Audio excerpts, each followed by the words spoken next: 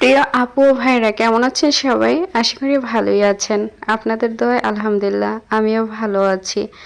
আজকে অনেক কিছু আর কি রান্না করেছিলাম। তাই শর্টকাটে আপনাদের সাথে আর কি সবকিছু শেয়ার করতে পারি নাই। কিন্তু অল্প, অল্প দৃশ্য কিছু শেয়ার করলাম। চিকেন ফ্রাই বানিয়েছিলাম। তো অল্প আর কি শেয়ার করেছি।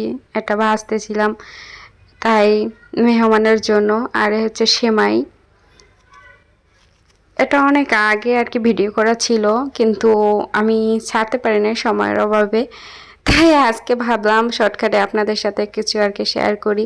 এভাবে কিন্তু চিকেন ফ্রাই বানালে আমার কাছে খুবই ভালো লাগে। নিজের হাতে যদি বানান ওইটার স্বাদ কিন্তু সত্যি মজাই আলাদা, তাই না? তো আমার কাছে খুবই ভালো লেগেছিল। তা আমি এগুলো আর কি নিজের হাতে বানিয়েই সব সময় খাই। আমার কাছে ভালো লাগে।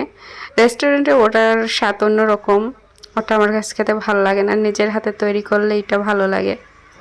তো যাই হোক কিভাবে কি তৈরি করলাম তাই আপনাদের সাথে এক পলক আর কি দেখালাম। দেখেন এসব কিছু আর কি আমি মিক্সচার করে নিয়েছি। ওখানে হচ্ছে অনেক পদের আর কি আটা, বেসন আরও হচ্ছে অনেক কিছু আর কি মেশানোটার ভিতরে উম, ওইটা আর কি পুট করে তারপর হচ্ছে ভিজে তারপরেই করতে হয়, তারপরে বানিয়ে তেলের ভিতরে আর কি করতে হয়।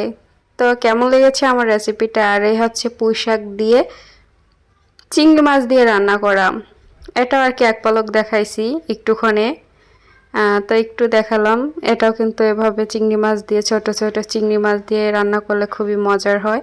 তো এটা মজার হয়েছিল। তো আজকে রেসিপিটা কেমন হলো? আল্লাহ হাফেজ, ভালো থাকবেন।